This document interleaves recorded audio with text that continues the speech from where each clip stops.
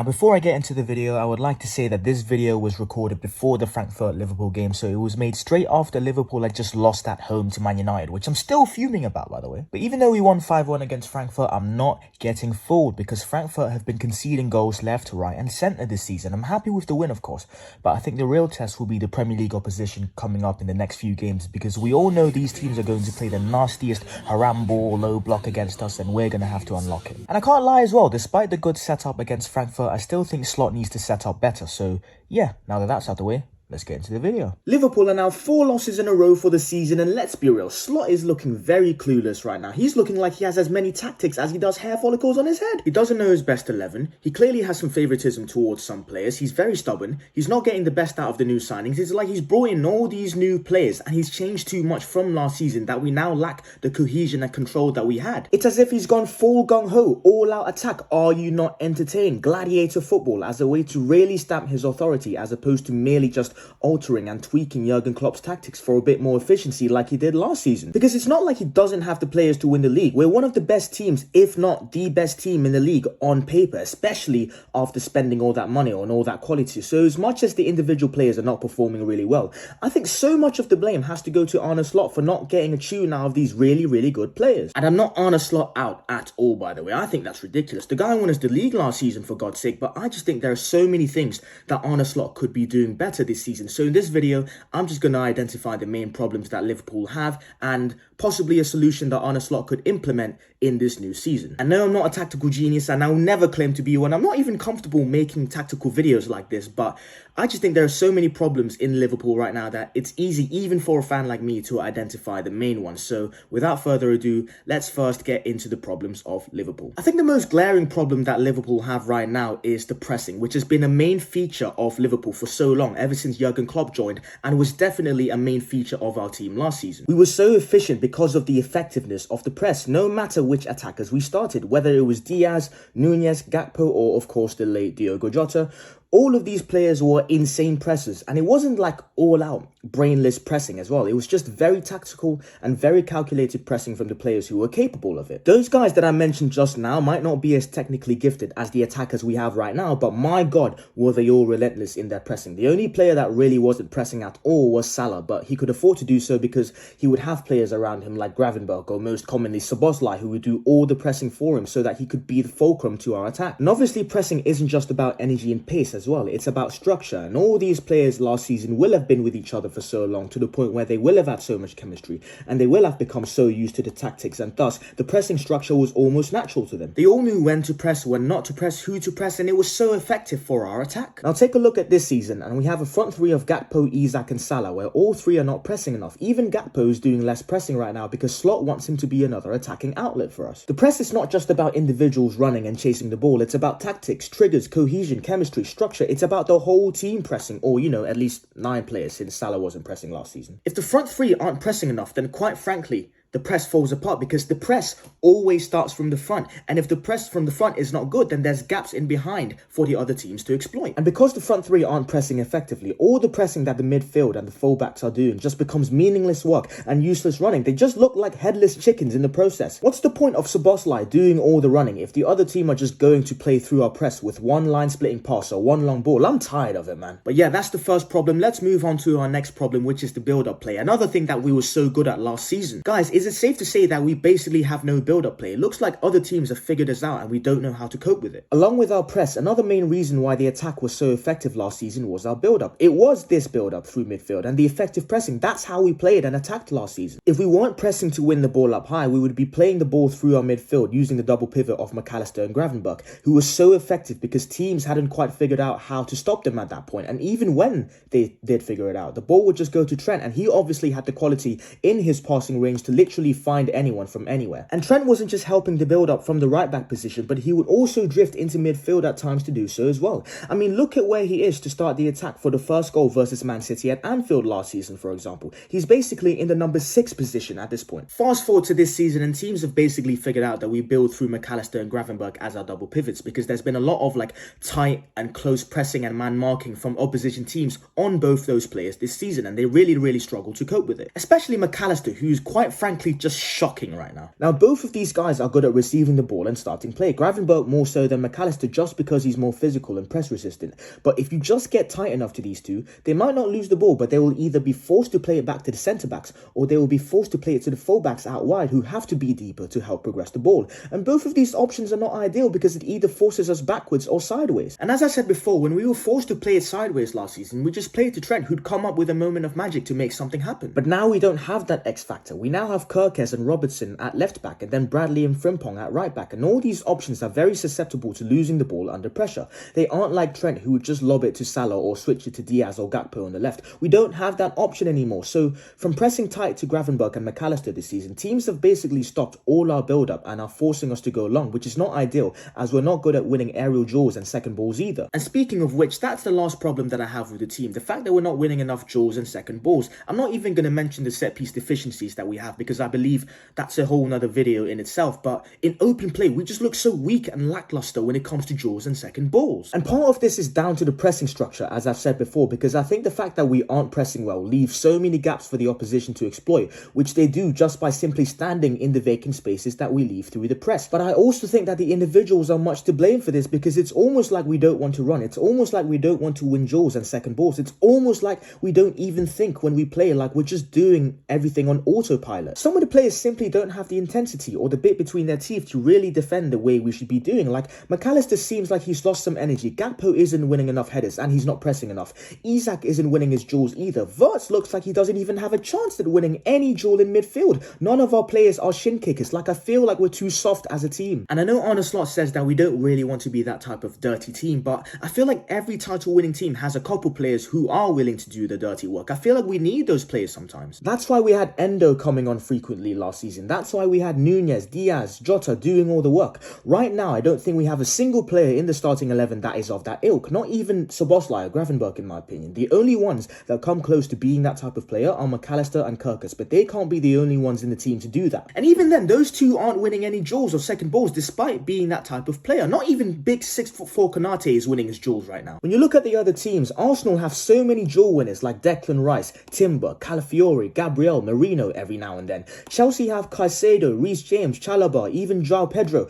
All of them are willing to do the dirty work for the team. Liverpool simply don't have that right now, and that's one reason why we're struggling so bad. And if I were to be honest, I think this might be the one thing that we can't simply fix this season, because we can't just automatically make Wirtz or Frimpong taller and stronger, or grant Isak more stamina. It's not possible. I think the pressing and defensive structure can certainly help, but it won't completely fix the problem in my opinion. So this might be something that we have to deal with as long as these players are here, to be honest. But now that I've identified the problems, let's look at the solution that I think would be best for Arne Slot this season. Now, I've seen many people online suggest a 4-4-2 diamond formation with Szoboszlai and Jones as right and left midfielders respectively, and then Kirkes and Frimpong as fullbacks bombing forward to provide width. And let me start off by saying that I do think this formation fixes a lot of our problems. Like, first of all, it fixes our press because now we no longer have a whole front three that doesn't press, but rather just one player that doesn't press, which is Isak, and we can afford that like we did last season, especially with a player who on his best day can really occupy his defenders and hold up the ball really well. And we also have Ekitike, who's good at that too. And I also think the diamond makes us more compact in midfield, which I think gets rid of the gaps we so often have in defense and on the counter, which in turn will also help us win duels and second balls. But I think the problem I see firstly with this formation is the build-up, because once again Gravenberch is our deepest midfielder,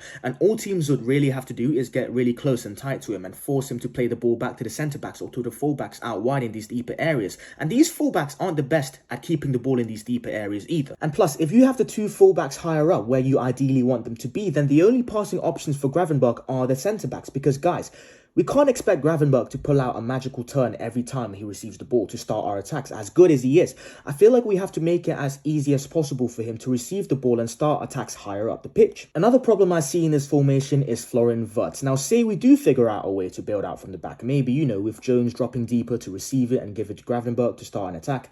If Gravenberch then gives the ball to Wirtz in these central areas, guys, I don't think he'll be able to do anything with it, because let's be real, he gets bullied by most Premier League midfields in terms of physicality. He'll just get out-muscled and taken off the ball so easily with his back to goal. I think I've come to the conclusion from watching Florian Wirtz that he is a player that really needs those extra seconds, the extra time on the ball to really, you know, assess what's going on with the game so that he can be most effective on the ball. which is why I don't think it's ideal to start him centrally. Maybe you can start him out wide and see if he can drift in, but you just can't start him centrally. And even if he goes in deep to collect the ball, that's not really where you want him to be, because he's a player that thrives on that final ball. He really wants to create chances, and receiving it deep just dampens his ability to do so. Now, in my opinion, I never thought the formation was the problem at all. These are what I think the real problems are: the selection of players, playing players in the wrong positions, and playing the wrong combinations of players together. And my solution is actually only a slight altering of this 4-4-2 diamond that I've just talked about. My solution is to keep the same players we see here, but instead play them specifically in these positions in a 4-2-3-1 like this. Now you might say, oh, but the 4-2-3-1 hasn't worked all season. And yes, it hasn't, but I don't think the formation itself was the reason that it didn't work, because guys, there's different ways of playing the same formation. Look at how different Glasner and Amarim's 3-4-3s are, for example. I just think we need to play the right players in the right position, so hear me out. Let's first address Kerkez and Frimpong, because I think it's pretty obvious why I have them in these positions. I mean, Frimpong as a right-sided attacker is needed because we all know that's where he thrives, and plus it's not like Salah where he doesn't do any running. Frimpong will most definitely help the press on the right side. And then with Kerkez on the left, I'm actually having him play his natural position now, which is the high bombing left back, where someone else could cover for him, and that player will be Curtis Jones. I've already mentioned Jones coming in deep to collect the ball in the 4-4-2 diamond formation, and I think he should do the same for the 4-2-3-1. I think that should be our main way of playing at the back, because Jones likes getting on the ball, especially in the areas to the left of Virgil van Dijk. He's the best midfielder for us when it comes to progressing the ball in these deeper areas, because he's a better ball carrier than McAllister. He's been doing that really well this season whenever he's played, and it's not like he only stays on the left, because he could also go more to the right to receive the ball to provide a bit more fluidity. And obviously McAllister has other strengths, like I think McAllister is a better link man, and I think he probably has a better IQ than Jones. But firstly, McAllister is severely out of form at the moment, and I don't think he should start. And secondly, we need someone who can really drop deep and really carry the ball from there, and I think Jones is definitely that player. And because of that, I think he's one of the most important players in this specific system, because with him coming in deep to receive the ball, he could break lines with a pass to Gravenberch, or he could even progress it by driving up a little before giving it to Wirtz or Kerkez, who by the way is now occupying higher up in the left flank a lot more where he's most effective. Now, right back, you can see I have Szoboszlai, but if we had more centre-back depth, I would have actually put in Gomez so that defensively we become more solid. But because we basically have no other backup centre-backs other than Gomez, we kind of have to bench him so that he's fit to play when needed. But anyways, now that I've decided to start Szoboszlai at right back instead of Gomez, I'm going to explain why this also suits us in a different way to Gomez. I think Szoboszlai as a deeper right back can play in a dynamic role very similar to how Trent played last season, where he could stay out wide mostly, but also invert every now and then. And I think this will be key, because Szoboszlai is a player who isn't necessarily the best at getting out of tight spaces, but if you give him some time and space to assess the play out wide, then he can most definitely provide a moment of magic, whether that is by driving upwards on the right or with a long ball to the left side, for example. The chemistry between Szoboszlai and Gravenberch would have to be key in this situation, because when Szoboszlai inverts, Gravenberch would have to drift more to the left to occupy the space that Jones has left, for example, which is a space that Gravenberch is more comfortable in anyways. And if Szoboszlai decides to stay out on the right, then Gravenberch would have to provide that option for Szoboszlai in these right-sided central spaces for him to pass to, because these are the spaces where Gravenberch operates best. And then now you obviously have Frimpong as a right-sided attacker where he's most effective as well. I could see these three like linking up very well together actually. And then you also have Ekitike, who can help out on the right and left flanks if he wants to, and I'll get onto him in a bit more detail later. And to add to this as well, I think in games where teams really want to exploit the wide areas, I think Szoboszlai should stay out wide more in order to defend those areas. And then in games where teams want to overload the midfield, or in games where we're really allowed to have the ball, that's when I think Szoboszlai should invert more to help out the midfield. And in these cases, I actually think we should start Robertson as almost a deeper left back, or you could even say a third centre back at times, because I think Robertson is more defensively sound and less attacking minded at this point of his career than Kerkez. And of course, Jones can fill in these areas whilst Robertson steps up on the left a bit as well. And if we start Robertson at left back, I will also have Gakpo or even Chiesa as the left-sided forward in order to provide the width that Kerkez provided before. And then I'll take out Isak and put Ekitike as the lone number 9 with Wirtz in the middle on paper, but really operating much more on the left and right width to link up with Gakpo and Frimpong. I just think the 4-2-3-1 is the ideal formation for the players that we have, and this 11 on screen right now is how we should really play if teams really set up in a low block to let us have the ball. And if teams let us have the ball, then Wirtz will have more time in these central areas to make something happen, whilst Gakpo and Frimpong can provide the width. And then you have Szoboszlai, Gravenberch and Jones helping keep the ball in midfield as well, with some of them potentially even making runs in behind to help Ekitike, Gakpo and Frimpong in attack. There's just so many ways we can play with this 4-2-3-1 formation. But let's go back to the starting 11 I had initially and talk about the man himself, Florian Wirtz in this particular setup because, as I said before, I don't want him starting in those central areas at all. I want him instead in these left-sided midfield areas, potentially even left-wing areas when Kirkis is not there, because this is where Wirtz will get more time and space to assess the game and make something happen. And because the build-up will happen more fluidly through midfield with Jones and Gravenberch, the ball can get to him when he's already in more advanced positions on the left, and he could even drift in more to the centre after assessing this situation so that he can, link up with Ekitike and Isak and even Kirkis sometimes, who would be bombing down the left to provide width. I honestly think Wirtz will be more effective in these areas just because he has more time and space to think. And then we have Ekitike, who I think is also one of our most important players in this specific system, and the reason I have him in these more central areas is simply because he's so flipping good in these areas. His link-up play and ability to hold up the ball is incredible and will give us so many outlets to start attacks, in my opinion. If the build-up through Jones and Gravenberch is not on, for example, Wirtz could just drop in and drag defenders out of their position, which gives the license for Ekitike to occupy these spaces for a potential long ball. Or it could even happen vice versa, with Ekitike dropping in and Wirtz making the run, to be honest, because both players are so good on the ball that they will drag out defenders anyway. And if Ekitike drops deep to receive the ball, then that's fine as well, because he said himself that he loves getting involved in play. He loves linking up in midfield. He's very comfortable in these central areas. And then with Isak, I'll keep this very short. He's the guy who will be occupying defenders and causing problems when he makes those runs in behind, whilst Ekitike and Wirtz become our main creative outlets around him. But saying that though, I think we still need Isak to be at his best for this system to really work. I also think these specific players in this specific system will also help us defensively a lot, because the pressing will already be improved. Much like it was just Salah who wasn't pressing last season, now it's just Isak who isn't pressing, and we can afford that. Now, in terms of the defensive structure, I think we honestly just need a solid structure that we can keep for many games, because